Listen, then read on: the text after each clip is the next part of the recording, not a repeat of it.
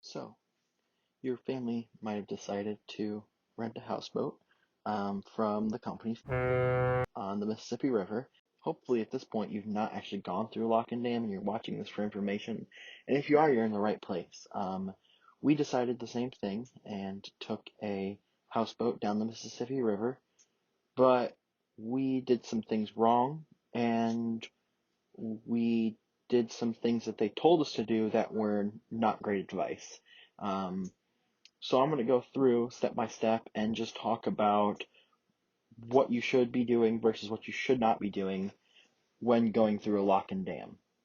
In the first clip, as you can see on screen, the waves were high, a lot higher, and in the second clip we learned and were able to take it in the lower waves, which made it a lot easier. The thing is, there is still water flowing, so it does make it a little harder than it may look, but it was a lot less windy.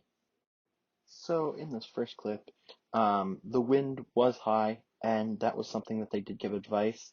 So there is this flag over here in the corner you can see, and that was, they said, if the flag's waving, don't try and go through. We decided against that, and that was to our dismay. One of the things they told us, though, was to get a little bit away from the wall, grab the ropes, and haul ourselves in. That's impossible, unless you are apparently a bodybuilder. Um, so really, there are big metal pieces on the front, right, and left sides of the boat, um, and they are meant to take some impact. It is okay if you hit the wall, not ramming it, but hitting the wall, to help get you there.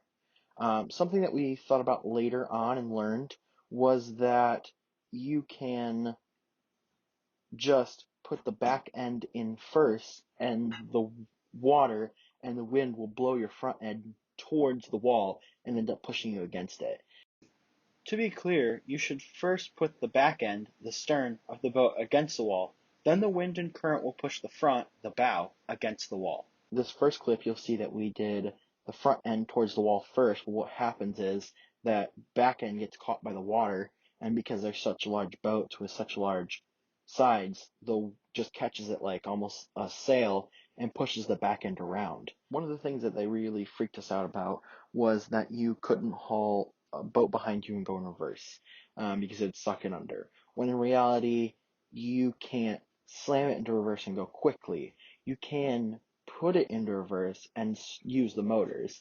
The PVC will protect it from going under the props and ruining those props, which is something that we learned later and after the fact. But what we did, because we had a small enough boat, a small just fishing boat, we actually put it up on the front of the deck, like the patio area, so that we could do whatever we wanted and not worry about not being able to go into reverse, because that was a big problem that we ran into. Lock, we did something that they said not to do, but the master who was there told us to do, which was to wrap around the poles. In which we did, and it did help. What they mean, it didn't tie off to the poles, because if you tie off the poles, you're going to rip them out. But you could use them to wrap around. You just have to be careful and not hold them too far, because as you can see here, what I did was wrap around and hold, and what happened was that I actually bent one of the poles inward. So if you see one of the houseboats that is all poles bent inward, that's me. My bad. But we did end up going through the lock and dam, though. You really have to be proactive, though, when you finally do get to the side, as you can see here.